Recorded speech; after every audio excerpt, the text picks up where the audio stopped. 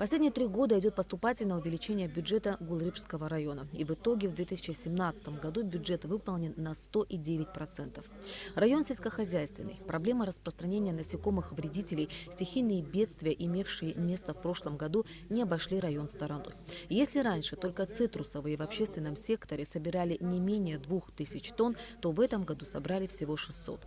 Вместе с тем в районе проведена огромная работа по расчистке русел рек, которые ежегодно по нескольку раз выходили из берегов и затапливали дома и участки сельчан.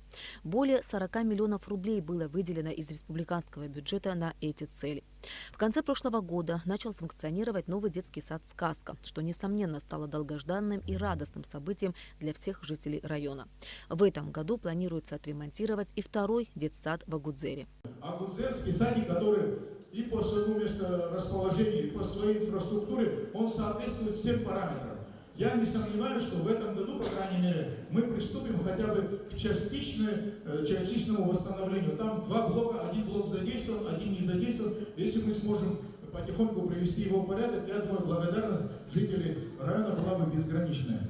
О том, что 2017 год был сложным и не очень удачным для всего сельского хозяйства Абхазии, говорил и министр Даур Тарба. Несмотря на меры, предпринятые по борьбе с мраморным клопом, ущерб, нанесенный вредителям, очень велик. Борьба с насекомым будет продолжена. В бюджет страны заложены средства на эти цели. Оказать помощь готовы и международные организации. К будущему году идет серьезная подготовительная работа. Бюджетом Министерства сельского хозяйства предусмотрено 10 миллионов рублей. Но еще раз хочу подчеркнуть, что 10 миллионов рублей по сравнению с тем, что мы увидели в прошлом году, это ничего. Президентом страны создана государственная комиссия, которую возглавляет премьер-министр. Мы разрабатываем план мероприятий на этот год к весенним полевым нашим работам. Проблема мраморного клопа – это не проблема отдельно взятой Абхазии. Это проблема международного характера. Потому что в этот процесс задействовано огромное количество государств с высокоразвитой экономической системой, но тем не менее борьба с ним очень трудная и несет она за собой огромные потери и затраты. В этом месте нам предстоит встреча с представителями международных организаций, которые как бы заинтересованы нам оказать определенную помощь. Даур Тарба рассказал о финансировании различных направлений сельского хозяйства в районе, включая животноводство, овощеводство, закладку фруктовых насаждений, созданных на средства по инвестпрограмме. Кстати, эти плантации будут переданы производителям в частную собственность. О первоочередных задачах Министерства внутренних дел говорил в своем выступлении министр Гари Аршба. МВД – организация, которая не принадлежит ни к одной политической группе и стоит на защите закона и порядка в стране. Борьба с наркоманией и предотвращение дорожно-транспортных происшествий, в которых гибнет все больше молодежи, глобальная проблема в нашей стране, отметил министр. Тот лицо, которое употребляет наркотические средства, в его генах наркотики сохраняются впоследствии 300 лет и более. Мы сегодня уже должны остановить эту проблему глобальную, которая возникла у нас. Ту работу, которую мы проводим сегодня, да, она огромная. Об этом можно говорить много и долго, но, к сожалению, этого недостаточно. Если народ не будет слышать нас, если у нас не будет взаимопонимания и поддержки, к сожалению, завтра это будет поздно. Также хотелось бы обратиться к вам, к народу, по поводу правил дорожного движения. Если провести статистику нашу, на трассе погибло 67 человек.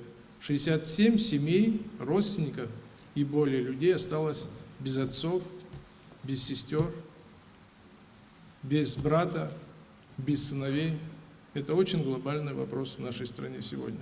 Кроме того, в результате дорожно-транспортных происшествий получило более 260 человек увечья различного характера, травм и так далее. Гулрипский район имеет все возможности, чтобы стать одним из процветающих и развитых районов, так как у сельскохозяйственного района есть хорошие перспективы и в туристической сфере, отметил премьер-министр Беслан Барцыц. Глава правительства рассказал и о работе, проделанной в рамках российской инвестпрограммы. В мероприятиях 2017-2019 года ведутся работы по магистральному трубопроводу в Гулрипском районе. Сумма проекта порядка 115 миллионов рублей. Капитальный ремонт разводящих сетей в Гулерыбском районе – более 10 миллионов рублей. Магистральный водопровод в селе Дранда на порядка 3 миллионов рублей. Ремонт 8 подвалов Гулерыбского района уже выполнено, порядка 8 миллионов рублей. Ремонт автодорог по улице Бхазария, Бганба, Когоня, асфальтобетонное покрытие. Это мероприятие было 15-17 года.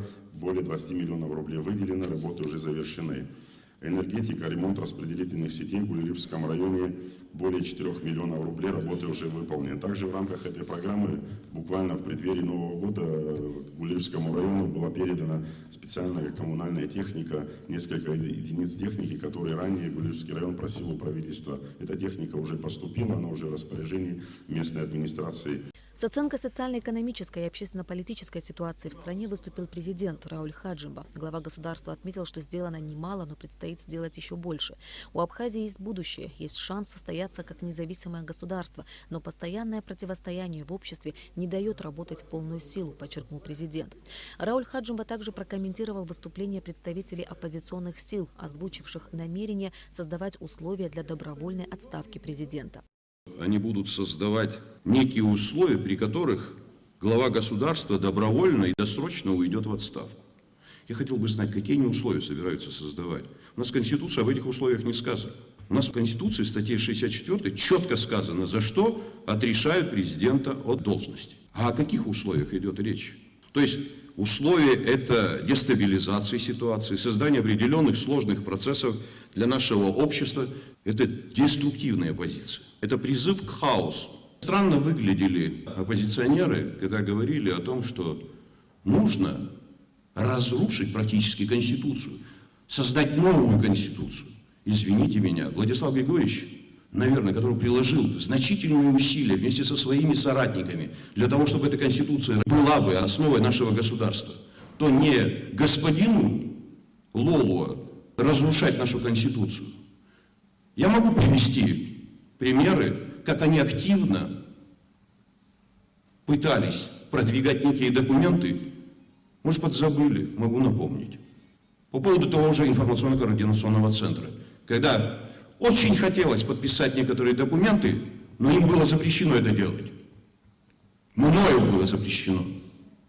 Потому что, не прочитав документы, не пройдя соответствующие экспертизы, обсуждения, ни один документ не должен быть подписан.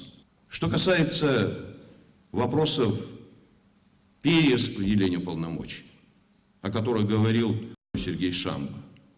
А кто мешал Сергею Шамбо, находясь в парламенте, решать эти задачи? Но решали задачи другого свойства. Вопросы офшорных зон и всех остальных, которые связаны в большей степени с некими экономическими интересами. И когда говорят они о том, что мы завтра все приведем в движение, извините меня, они привели все в движение, что стране сегодня приходится платить порядка 3 миллиардов долга. Если мы делаем такого рода заявления, то мы должны думать о завтрашнем дне, о будущем нашей страны. У нас практически сегодня есть шанс состояться. Войну легче пройти, чем строить государство в мирное время. Участники встречи задали президенту и членам правительства интересующие их вопросы. В частности, о ремонте Дранской и Уарчинской средних школ, о водоснабжении села Пшап, о ремонте дорог в селах. По этим вопросам глава государства дал соответствующие поручения премьер-министру и главе администрации Гулрыбского района.